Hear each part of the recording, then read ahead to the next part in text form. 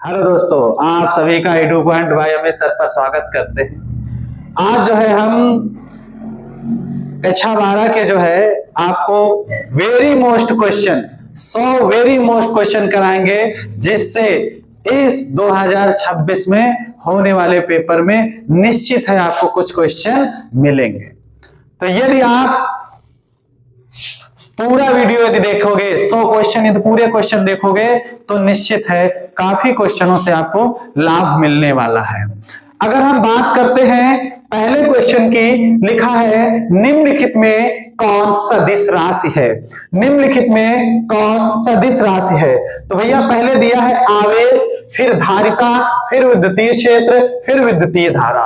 आवेश पता होना चाहिए क्योंकि यहां पर हर चैप्टर वाइज क्वेश्चन दिए गए हैं। यदि आप एक एक चैप्टर का अध्ययन विस्तार से किए होंगे तो निश्चित है इन 100 क्वेश्चनों में आपको कहीं पर भी कोई दिक्कत आने वाली नहीं है। देखो पहला क्वेश्चन है, कह रहा निम्नलिखित में कौन सदिश राशि है। किसकी बात कर रहा है? सदिश राशि की बात कर रहा है। तो भैया जहां यहां पर जो है जो विद्युतीय क्षेत्र होता है वो कैसी होती है?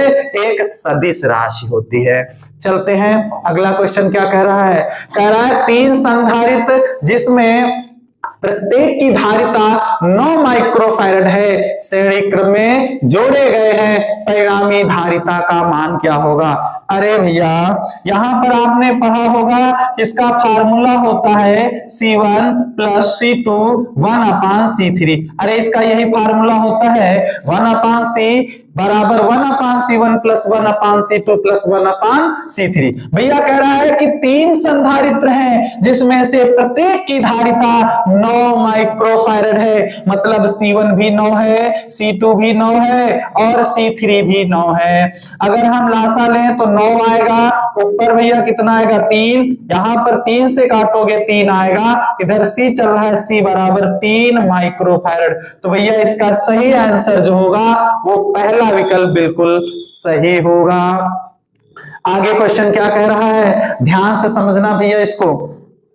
क्या कह रहा है? कह रहा है कि दो विद्युत क्षेत्र बल रेखाएं एक दूसरे को किस कोण पर काटती है? तो भैया वैद्युत बल रेखाएं आपने पढ़ा होगा कि वैद्युत बल रेखाएं, चला वैद्युत बल रेखाएं क्या होती हैं? तो वैद्युत बल रेखाएं आपने पढ़ा कि वैद्युत बल रेखाएं वे काल्पनिक रेखाएं हैं जो किसी भी बिंदु पर खींची गई स्पर्श रेखा वैद्युत क्षेत्र का अविरत प्रदर्शन करती हैं।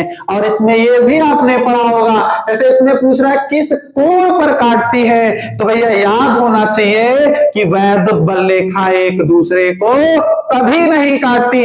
क्यों नहीं काटती भैया? अगर ये काटेंगे एक दूसरे को इनकी वैद्युत क्षेत्र की 2 दिशाएं हो जाएंगी, जो कि बिल्कुल असंभव है, ऐसा हो ही नहीं सकता। तो भैया इसका जो डी ऑप्शन है वो बिल्कुल सही हो जाएगा। आगे क्या कह रहा है? कह रहा है भैया, कह रहा है विद्युतशीलता का मात्रक है। विद्युतशीलता का मात्रक है तो आपको बताना है विद्युतशीलता का मान। अरे शेरो इसका फार्मूला होता है क्या?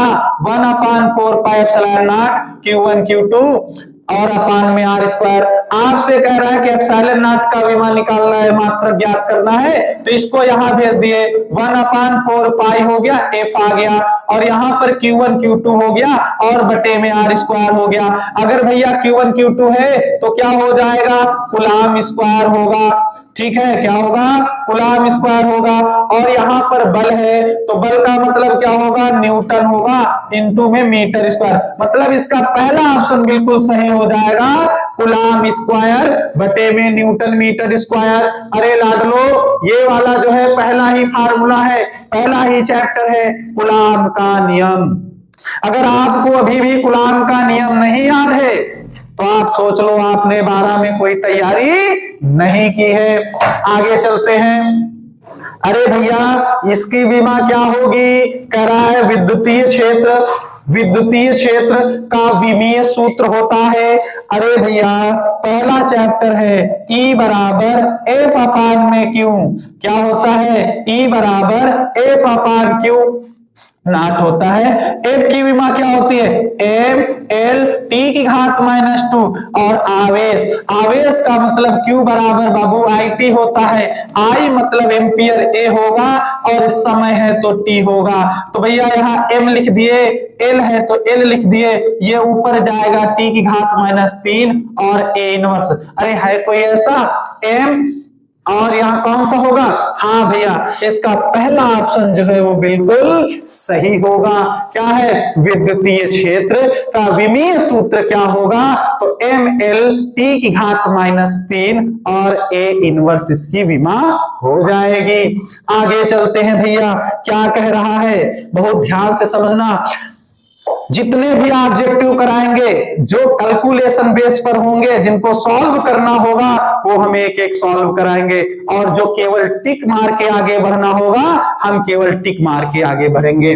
अरे भैया कह रहा है, जब किसी वस्तु को आवेशित किया जाता है तो उसका द्रव्यमान क्या होता है। अरे भैया जब किसी वस्तु को आवेशित किया जाएगा तो उसका द्रव्यमान क्या हो जाता है, बढ़ जाता है। क्या हो जाता है, बढ़ जाता है।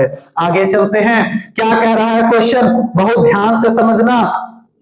कह रहा है एल भुजा के एक घन के केंद्र बिंदु पर एक आवेश प्लस क्यू रखा है। कह रहा घन के एक तल से निर्गत वैद्युत फ्लक्स होगा। तो भैया बात किसकी कर रहा है, घन की बात कर रहा है। और यहां पर आपको पता होना चाहिए कि बात किसकी है, गॉस की प्रमेय, फाई बराबर क्यू अपान एप्सिलॉन नॉट। और जब किसी घन की बात करता है तो हम वही फार्मूले को पाई ई बराबर क्या हो जाएगा, क्यू अपान में 6 एप्सिलॉन नॉट, अर्थात इसका बी ऑप्शन जो है बिल्कुल सही होगा। इसका जो बी ऑप्शन है वो बिल्कुल सही हो जाएगा। आगे चलते हैं, क्या कह रहा है, क्या कह रहा है भैया, अरे क्या कह रहा है, कह रहा है कूलाम ऋण आवेश में उपस्थित, कूलाम ऋण आवेश में उपस्थित इलेक्ट्रॉनों की संख्या है। ठीक है, ये आप 10th में भी पढ़े होंगे क्वेश्चन, और अच्छा क्वेश्चन है। कहला कूलाम ऋण आवेश में उपस्थित इलेक्ट्रॉनों की संख्या निकालना। और अगर हम आपसे बात करें तो इसका ऑप्शन कौन सा सही होगा भैया, बताइए कौन सा सही होगा, इलेक्ट्रॉनों की। अरे भैया हमें तो लग रहा है सब गलत है, क्योंकि इसका तो मान होता है 6.25 इंटू 10 की घात 18। हाँ भैया इसका यही ऑप्शन सही होगा, ये ऑप्शन गलत है, इसका यही ऑप्शन सही होगा 8.25 इंटू 10 की घात 18, क्योंकि इसमें ये कह रहा है कि Q बराबर 1 है और N बराबर क्वेश्चन मार्क है, इलेक्ट्रॉनों की संख्या की बात कर रहा है, और इलेक्ट्रॉनों की संख्या का मतलब N ज्ञात करना है। और E का मान 1.6 इंटू 10 की घात माइनस 19 कूलाम होता है बाबू, और फार्मूला लगा देंगे Q बराबर NE, और धड़ाधड़ आंसर निकल आएगा 6.25 इंटू 10 की घात 18। आगे चलते हैं, क्या कह रहा है भैया, क्या कह रहा है, अरे यही कह रहा है कि धातु का परावैद्युतांक होता है। अरे शेरो धातु का परावैद्युतांक की बात कर रहा है, तो धातु का परावैद्युतांक जो होता है वो इनफिनाइट होता है। आगे चलते हैं, आगे क्या कह रहा है बच्चा, ध्यान से समझना। कह रहा है यदि दो सुचालक गोले अलग अलग आवेशित करने के बाद परस्पर जोड़ दिए जाए तो क्या होगा, दोनों गोलों की ऊर्जा क्या रहेगी, संरक्षित रहेगी, और क्या रहेगा, आवेश संरक्षित रहेगा, ऊर्जा और आवेश दोनों संरक्षित रहेंगे, इनमें से कोई नहीं। अरे भैया जब दोनों गोलों को आवेशित करने के बाद परस्पर जोड़ा जाएगा तो उसकी ऊर्जाएं संरक्षित रहती हैं। क्या संरक्षित रहता है, उसकी ऊर्जाएं संरक्षित रहती हैं। आगे चलते हैं, क्या कह रहा है, वैद्युत फ्लक्स का मात्रक है। अरे भैया बताओ वैद्युत फ्लक्स का मात्रक क्या है, वैद्युत फ्लक्स का मात्रक क्या है, अभी बताया गया कि फाई ई बराबर भैया होता है ई ए कॉस थीटा। क्या होता है, फाई बराबर ई ए कॉस थीटा। अगर ई की बात करें तो बाबू ई बराबर होता है एफ अपान में क्यू, एफ अपान में क्यू, यहां रखेंगे एफ अपान क्यू, लेकिन मात्रक ज्ञात करना है तो भैया एफ का मतलब क्या हो जाएगा न्यूटन और क्यू का मतलब कूलाम, और यहां पर क्या हो जाएगा, ये क्या दिया है क्षेत्रफल है मतलब मीटर स्क्वायर, तो न्यूटन मीटर स्क्वायर और ये ऊपर जाएगा तो कूलाम इनवर्स हो जाएगा, अर्थात इसका बी ऑप्शन जो है वो बिल्कुल सही हो जाएगा, न्यूटन मीटर स्क्वायर और कूलाम इनवर्स। आगे चलते हैं भैया, पढ़िए इसको। क्या होता है भैया, कह रहा है एक कूलाम आवेश बराबर होता है, तो एक कूलाम आवेश किसके बराबर होता है भैया 3 × 10⁹, क्योंकि ये सीजीएस पद्धति में इसका मात्रक लिखा है, इसमें लिखा है सीजीएस पद्धति में लिखा है, तो इसका ऑप्शन ए बिल्कुल सही हो जाएगा। आगे चलते हैं, क्या कह रहा है भैया, अरे कह क्या रहा है, कुछ नहीं कह रहा है, बहुत हल्की सी बात कह रहा है, यही तो कह रहा है आवेश के पृष्ठ घनत्व का मात्रक क्या होगा, आवेश के पृष्ठ घनत्व का मात्रक क्या होगा। अगर ऐसी बात कह रहा है तो पहले लिखो फार्मूला, सिग्मा बराबर होता है क्यू अपान में ए, अगर हम बात करें क्यू का मान तो इसको हम क्या कहते हैं, क्यू मतलब कूलाम और ए मतलब मीटर स्क्वायर, तो कूलाम अगर लिखा है तो कूलम भी लिखा है, कोई दिक्कत नहीं, उसे कहते हैं कूलाम को ही, तो कूलम बटे क्या हो जाएगा मीटर स्क्वायर, अर्थात इसका ए ऑप्शन जो है बाबू बिल्कुल सही हो जाएगा। आगे चलते हैं, क्या कह रहा है, अरे ये तो कुछ नहीं कह रहा है, ये तो बहुत छोटी सी बात कह रहा है, ये तो फार्मूला ही दिया है, कह रहा है विद्युतीय क्षेत्र में किसी विद्युत द्विध्रुव को घुमाने में किया गया कार्य होता है, तो जब एक कार्य का फार्मूला निकाले होंगे तो पी ए डब्ल्यू बराबर आया होगा पीई ब्रैकेट में 1 - cos थीटा। अरे शेरो tan थीटा तो पूरे चैप्टर में कहीं नहीं पढ़ा होगा, ऐसा फार्मूला सिर्फ तो पढ़ा नहीं होगा, तो ये दो तो पहले से गलत हो गए, आपको बड़ी बड़ी आंखों से केवल पहला ही ऑप्शन सही लग रहा होगा, तो तुक्का भी यदि लगाओगे तो आसानी से लगा सकते हो। आगे चलते हैं, क्या कह रहा है बताओ, ऐसे क्वेश्चन आते हैं, ये क्वेश्चन है नहीं, ये क्वेश्चन नहीं है, ये तो आप लोग रजाई में ठंडियों में लेटे रहोगे और वहां वीडियो देखोगे मेरा, तो निश्चित है आपको सफलता मिल जाएगी, कुछ नहीं करना है, फिजिक्स का मतलब कुछ नहीं है। क्या कह रहा है कि विद्युतीय क्षेत्र की तीव्रता का मात्रक होता है, विद्युतीय क्षेत्र की तीव्रता का मात्रक होता है, अरे हम 1000 बार बता चुके हैं, क्या है E बराबर F अपान में क्यों होता है, F का मतलब न्यूटन, Q का मतलब कूलाम, अरे दूसरा ऑप्शन सही हो रहा है कि नहीं हो रहा है, न्यूटन प्रति कूलाम। आगे चलते हैं, क्या कह रहा है पढ़िए इसको, कह रहा निम्नलिखित में कौन सा वैद्युत क्षेत्र का मात्रक नहीं है, अभी बताया गया E बराबर क्या होता है F अपान में क्यू, अर्थात नहीं की बात कर रहा है, ध्यान से समझना, अक्सर नहीं वाली बात आ जाती है, लोग परेशान हो जाते हैं, पहला ऑप्शन देखा बोला यही होगा, अरे वो खुद कह रहा है यही होता है, लेकिन आपको इसमें यह देखना है कि कौन नहीं होता है, अरे ये तो होता है E बराबर F अपान, ठीक है, एक फार्मूला होता है E बराबर V अपान D, अरे बाबू ये भी होता है, होगा। अब यहां पर देखो क्या है, जूल प्रति कूलाम और जूल प्रति कूलाम मीटर, अब यहां पर मात्रक रख, E बराबर क्या होता है V है, V बराबर क्या होता है W अपान Q, अरे भैया विभवांतर है, विभव पढ़ा होगा, एकांक परीक्षण आवेश को अनंत से वैद्युत क्षेत्र में किसी बिंदु तक लाने में किया गया कार्य उस बिंदु पर विभव कहलाता है। अगर हम V की जगह पर बात करें तो V बराबर क्या होता है, V बराबर क्या होता है, देखो V बराबर होता है W, ये D है, दूरी है ना, तो क्या हो जाएगा V बराबर W अपान में Q, तो ये हो जाएगा W अपान में Q और इनटू में क्या है D है, तो भैया देखो ये भी हो जाएगा, W का मतलब जूल और Q का मतलब कूलाम और D का मतलब मीटर, मतलब ये भी हो जाएगा, यही एक ऐसा ऑप्शन दिख रहा है जो कि वैद्युत क्षेत्र का मात्रक नहीं होता है। आगे चलते हैं, आगे क्या कह रहा है, कुछ नहीं करना है भैया, इसमें भी कुछ नहीं करना है। कह रहा है दो संधारित्र हैं जिसमें से प्रत्येक की धारिता क्या है, C है। अरे भैया C1 बराबर भी C है और C2 बराबर भी क्या है, C है। C1 बराबर भी C है और C2 बराबर भी C है।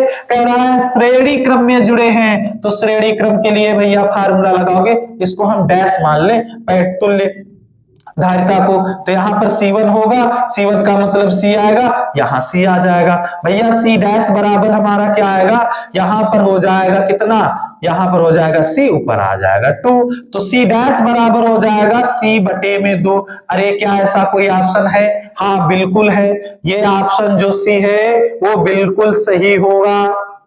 आगे चलते हैं, क्या कह रहा है, कह रहा है एक प्रोटॉन को 1 वोल्ट विभवांतर से त्वरित किया जाता है। एक प्रोटॉन को 1 वोल्ट विभवांतर से त्वरित किया जाता है, इसके द्वारा ग्रहण की गई ऊर्जा क्या होगी। अरे 1 वोल्ट विभवांतर त्वरित किया जा रहा है, अगर 1 वोल्ट विभवांतर त्वरित किया जा रहा है तो इसकी ऊर्जा भी 1 इलेक्ट्रॉन वोल्ट होगी। कितनी होगी, 1 इलेक्ट्रॉन वोल्ट हो जाएगी। आगे चलते हैं भैया, क्या कह रहा है, अरे कह क्या रहा है, कह रहा है वैद्युत द्विध्रुव के अच्छी एवं निरक्षी स्थिति में तीव्रता का अनुपात क्या होगा। अरे बाबू आपने पहले चैप्टर में 2 ही तो चीजें पढ़ी थी, 2 ही तो डेरिवेशन पढ़े थे, एक अच्छी स्थिति एक निरक्षी स्थिति। अब अच्छी स्थिति और निरक्षी स्थिति में क्या होता है, अच्छी स्थिति का फार्मूला ये होता है E बराबर 1/4 पाई एप्सिलॉन नॉट, और यहां पर क्या होता है 2p अपान में r³। ये होता है अच्छी स्थिति का। अब बाबू बात करते हैं निरक्षी स्थिति की, तो 1/4 पाई एप्सिलॉन नॉट, यहाँ p बटे r³। अरे बात समझ में आई, दोनों के फार्मूले लिख दिए, अच्छी का ये लिख दिया, निरक्षी का ये लिख दिया। अब कह रहा है कि अनुपात, अरे भैया इन दोनों का अनुपात हम करेंगे तो सब कट जाएगा कि नहीं, केवल ऊपर बचेगा 2 और ये जब कट जाएगा बचेगा 1, मतलब कितना होगा 2:1। तो इसका ऑप्शन नंबर होगा पहला, बिल्कुल सही हो जाएगा 2:1। आगे चलते हैं, क्या कह रहा है भैया, कह रहा है वैद्युत क्षेत्र E और विभवांतर V के बीच संबंध क्या होगा। अरे विभव प्रवणता पढ़ा था, दूरी के सापेक्ष विभव में होने वाले परिवर्तन को विभव प्रवणता कहते हैं। अरे बाबू ये पहला ऑप्शन सही होगा, यही तो है E बराबर -dV अपान में dx, ये तो फार्मूला ही है। ये हो गए आपके 20 क्वेश्चन। आगे चलते हैं, क्या कह रहा है, बहुत ध्यान से समझना।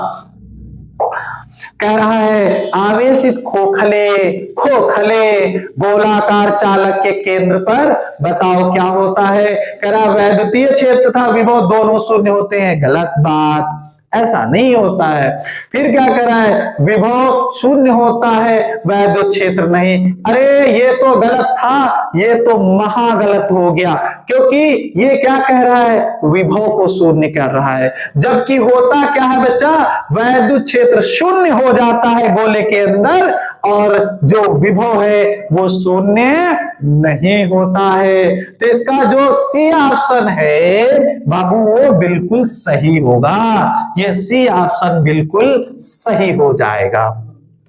आगे चलते हैं, क्या कह रहा है, क्या कह रहा है भैया, कह रहा है समविभव पृष्ठ 1 इलेक्ट्रॉन। अरे भैया ये तो आपने अभी विभव प्रवणता बताया गया, विभव प्रवणता सेम उसी से रिलेटेड है समविभव पृष्ठ पर। समविभव पृष्ठ में क्या होता है, समविभव पृष्ठ में एक बिंदु से दूसरे बिंदु तक विस्थापित करने में, अर्थात जब इलेक्ट्रॉन समविभव पृष्ठ में बच्चा होता है सभी बिंदुओं पर विभव समान होता है, नाम है समविभव। जहां विभव समान हो, किसी पृष्ठ पर मतलब उसके पूरे पृष्ठ पर सभी बिंदुओं पर विभव समान होता है, समविभव पृष्ठ कहलाता है। और जब समविभव पृष्ठ होता है भैया तो यहां पर विभव समान होगा। पूछ रहा है कार्य, तो कार्य की यदि बात करें, कार्य नहीं होता है। क्यों नहीं होता है? अगर समझना है तो देखो भैया, आपको पता है क्या होता है, VB माइनस VA बराबर W अपान Q। अगर भैया ये दोनों बराबर हो जाएंगे तो 0 हो जाएगा, और Q को गुणा इधर कराएंगे तो मतलब W बराबर 0 ही आएगा, अर्थात कार्य नहीं होता है। आगे चलते हैं भैया, क्या कहता है, अरे क्या कह रहा है, कह रहा है डिबाई मात्रक है, डिबाई मात्रक है। ये थोड़ा आप लोगों को अटपट लगा होगा, लेकिन ये सीजीएस पद्धति में मात्रक होता है। किसका? वैद्युत द्विध्रुव आघूर्ण का जो है वो डिबाई मात्रक होता है, लेकिन सीजीएस पद्धति में होता है। आगे चलते हैं बच्चा, थोड़ा हम तेजी से करा रहे हैं क्वेश्चन, ताकि 100 क्वेश्चन कराने हैं तो जल्दी से क्वेश्चन हो जाए, बहुत लंबा वीडियो ना बने। और जो समझाने वाले क्वेश्चन है, जिनको सॉल्व करने वाले क्वेश्चन है, वो हम एक एक क्वेश्चन सॉल्व भी करा रहे हैं। तो भैया क्या कह रहा है, एक इलेक्ट्रॉन को दूसरे इलेक्ट्रॉन के अधिक समीप लाने पर निकाय की वैद्युत स्थितिज ऊर्जा, ठीक है। कह रहा है एक इलेक्ट्रॉन को दूसरे इलेक्ट्रॉन के अधिक समीप लाने पर निकाय की वैद्युत स्थितिज ऊर्जा। तो U बराबर फार्मूला होता है 1/4 pi epsilon not Q1 Q2 बटे R। मतलब जो ऊर्जा है उसके प्रोपोर्शनल में होता है, व्युत्क्रमानुपाती होता है क्या? R। मतलब ये बढ़ेगा तो ये घटेगा। अब ये समीप लाया जा रहा है, मतलब ये पास लाया जा रहा है, ये बढ़ रहा है, ये क्या हो रहा है, ये घट रहा है ना, तो ये घट रहा है तो ये बढ़ जाएगा, ठीक है। तो ये क्या हो जाएगा, बढ़ जाता, ठीक है। आगे चलते हैं भैया, क्या कह रहा है, अब बताओ, ऐसे क्वेश्चन आ रहे हैं, ऐसे क्वेश्चन आ रहे हैं कि यदि हमारे YouTube चैनल से पढ़ोगे तो गारंटी है आपको, वहां रुकने थुकने वाली बात नहीं है, सीधा क्वेश्चन देखोगे और टिक लगाओगे। जैसे ही क्वेश्चन सामने आएगा हमारा नाम लोगे, कहोगे वाह ऐसे क्वेश्चन है, ऐसे क्वेश्चन। पर ये कह रहा है 100 माइक्रोफैरड धारिता वाले संधारित्र को 10 वोल्ट तक आवेशित करने पर उसमें संचित ऊर्जा क्या होगी। अरे ऊर्जा की बात कर रहा है। U बराबर क्या होता है, 1/2 और क्या हो जाएगा CV स्क्वायर, क्या होता है CV स्क्वायर। तो 1/2 लिख दिया, फिर C का मान दिया है 100 माइक्रोफैरड। 100 माइक्रोफैरड का मतलब 100 और माइक्रोफैरड का मतलब है बाबू 10 की घात -6 और V का मतलब 10 दिया है, हम 10 को 2 बार रख ले। आ रही बात समझ में? अगर हम 2 से इसको काटेंगे तो कितना आ जाएगा, मान लीजिए इसको काट दिए तो 5 आया। अब यहां पर 1 0 ये और 2 0 ये, 3 0 हो गए, इसमें घटा देंगे तो 10 की घात -3। अरे U कितना आया, 5 गुणते 10 की घात -3। अरे भैया पहला ऑप्शन जो है वो बिल्कुल सही हो जाएगा। आगे चलते हैं, क्या कह रहा है, अरे बहुत अच्छी बात कह रहा है कि बताइए कि 1 इलेक्ट्रॉन वोल्ट ऊर्जा का मान कितना होता है। अरे बहुत छोटे से पढ़ के चले आ रहे हो, अब तो तुम लोग 12 में पहुंच गए, ये क्वेश्चन 10 में पढ़ के आए हो, बस तुमको याद नहीं है, हम याद दिलाएंगे। हमें पता है तुम हनुमान जी की भांति हो, तुमको याद नहीं है तुम्हारी शक्ति कितनी है, हमें पता है तुम्हारे पास बहुत शक्ति है। बस मेरी बातों को ध्यान से सुनते रहो। कह रहा है 1 इलेक्ट्रॉन वोल्ट ऊर्जा का मान कितना होता है। अरे भैया 1 इलेक्ट्रॉन ऊर्जा का मान 1.6 इंटू 10 की घात -31 जूल होता है। आगे चलते हैं, क्या कह रहा है, अरे कह क्या रहा है, कुछ भी नहीं कह रहा है, बहुत छोटी सी बात कह रहा है कि वैद्युत विभव का मात्रक है क्या है वैद्युत विभव का मात्रक? तो वैद्युत विभव का मात्रक है भैया, वैद्युत विभव का मात्रक पूछ रहा है, तो V बराबर होता है W अपान में Q नॉट। यही तो पढ़ा, एकांक परीक्षण आवेश को अनंत से वैद्युत क्षेत्र में स्थित किसी बिंदु तक लाने में किया गया कार्य उस बिंदु पर वैद्युत विभव कहलाता है। V बराबर W बटे Q नॉट।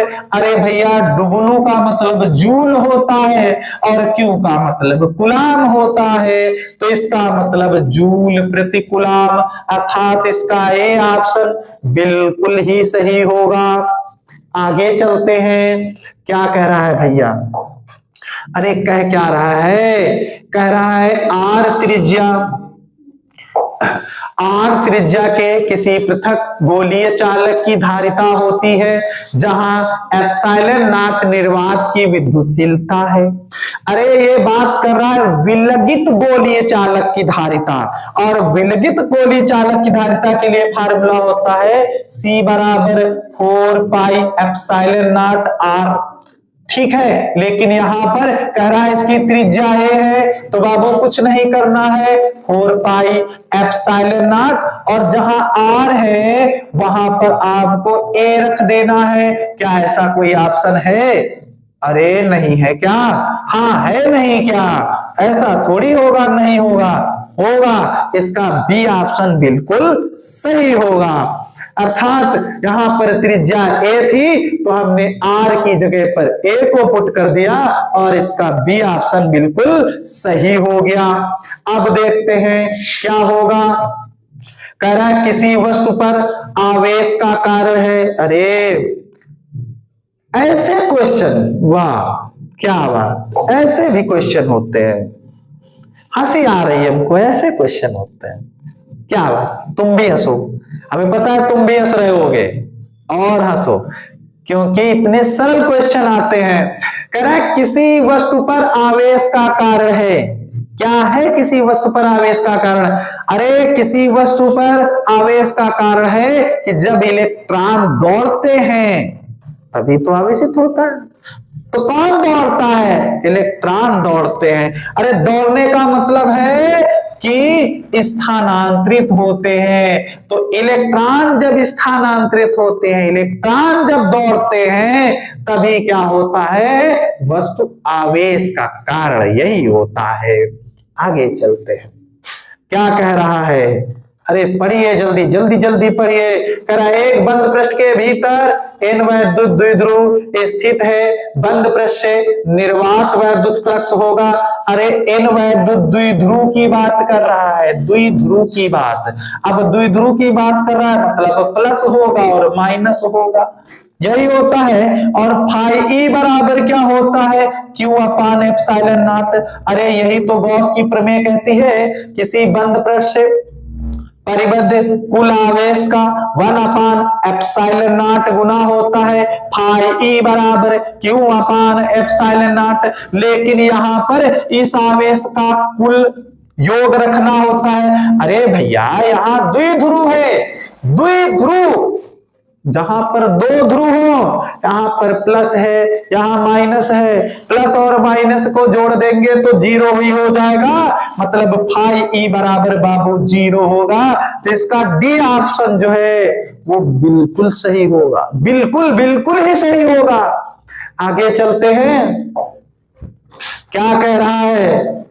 पढ़िए पढ़िए भैया। कह रहा है आदर्श अमीटर का प्रतिरोध। तो आदर्श अमीटर का प्रतिरोध कैसा होता है? तो आदर्श अमीटर का प्रतिरोध भैया शून्य होता है। अगर आदर्श अमीटर की जगह पर आदर्श वोल्ट मीटर लिखा होता तो वहां पर हो जाता अनंत होता है। अगर आदर्श अमीटर की बात करता है तो वहां पर शून्य होता है। आदर्श वोल्ट मीटर की बात यदि करता होता तो कितना हो जाता? अनंत हो जाता। आगे चलिए, क्या कह रहा है भैया? बहुत ध्यान से समझते चलो।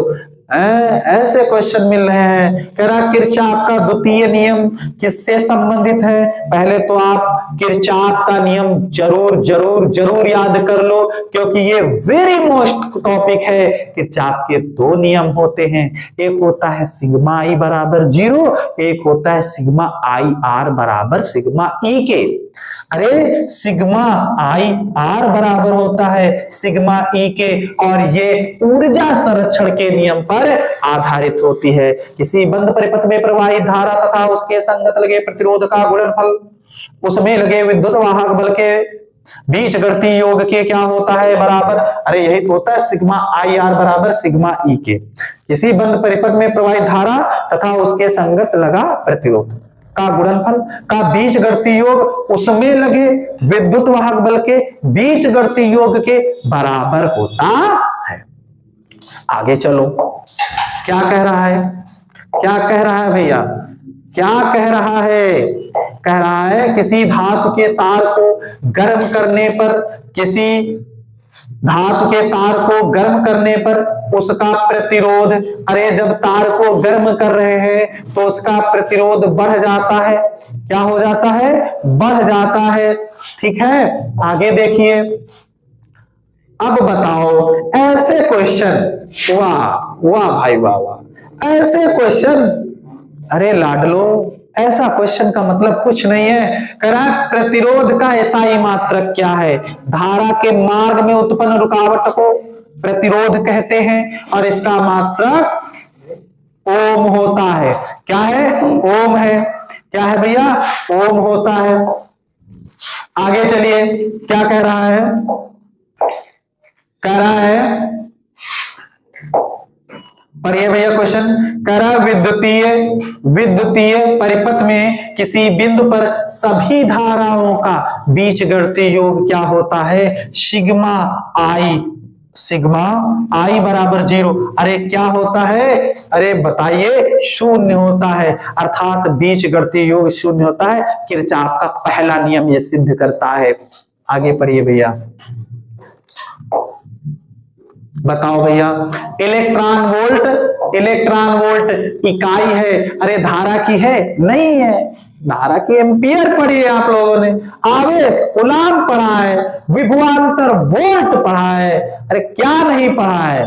ऊर्जा नहीं पढ़ा है? नहीं पढ़ा है तो आज पढ़ लो। इलेक्ट्रॉन वोल्ट कहां लेके आओगे? ऊर्जा में लेके आओगे। आपका डी ऑप्शन जो है बिल्कुल सही होगा। डी ऑप्शन जो है बिल्कुल सही होगा। क्या होता है भैया? क्या ऐसे क्वेश्चन, वाह भाई वाह, ऐसे क्वेश्चन हैं। एक आदर्श वोल्ट मीटर का प्रतिरोध क्या होगा? अभी हम चिल्ला चिल्ला के बताए हैं कि जब आदर्श वोल्ट मीटर की बात करेगा तो क्या होता है? अनंत होता है। अमीटर की बात करता शून्य हो जाता। आगे कहता है, कह रहा है प्रतिरोध की विमा ज्ञात कीजिए। भैया क्या ऐसे क्वेश्चन हमको कराने पड़ेंगे? बिल्कुल नहीं कराने पड़ेंगे, क्योंकि प्रतिरोध की विमा ज्ञात करना है तो सबको पता है। पहले हम क्या लिखेंगे? आर बराबर निकालना है, और आर बराबर क्या होता है? वी अपान में, क्योंकि आई वी बराबर क्या पढ़ा आपने? आई आर, तो आर बराबर क्या होगा? वी अपान में आई। फिर वी का निकालना है तो डब्ल्यू अपान क्यू, इससे निकाल लोगे। तो ये आपके लिए एक होमवर्क के टाइप में हो गया। इसको आप कमेंट बॉक्स में करके क्वेश्चन को बताओगे इसका कौन सा ऑप्शन बिल्कुल सही होगा। ठीक है, आगे चलते हैं। अब यहां पर क्या कर रहा है? विशिष्ट प्रतिरोध। अरे क्या ऐसे भी क्वेश्चन है? कह रहा है विशिष्ट प्रतिरोध का मात्रक होता है। अरे विशिष्ट प्रतिरोध का तो ओम मीटर होता है। ओम मीटर ही होता है विशिष्ट प्रतिरोध का। कह रहा है किसी तार का वैद्युत प्रतिरोध 500 ओम है तो चालकता क्या होगी? अरे भैया यहां पर जी पूछ रहा है, और जी बराबर होता है 1/r के, मतलब 1/500 के, और 1/500 जब हल करोगे कितना आएगा? 0.002 ओम इनवर्स। यही होगा क्या? विद्युत चालकता। ठीक है, आगे चलते हैं बाबू। अरे ऐसे क्वेश्चन आएंगे, अनुगमन वेग की बात कर रहा है। अरे आई बराबर क्या पढ़ा? NeABD। क्या पढ़ा, I बराबर NEAVD और J बराबर क्या होता है, I अपान में होता है। अगर हम I की जगह पर मान पुट करें NEAVD और बटे में A तो कैंसिल होगा, J बराबर NE और VD। ऐसा क्या कोई ऑप्शन है? हाँ बिल्कुल है, ए ऑप्शन तो यही कह रहा है कि J बराबर NEVD। क्या है? J बराबर NEVD। आगे क्या कह रहा है? अरे ऐसे क्वेश्चन, अब बताओ क्या ऐसे भी क्वेश्चन हमें बताने पड़ेंगे?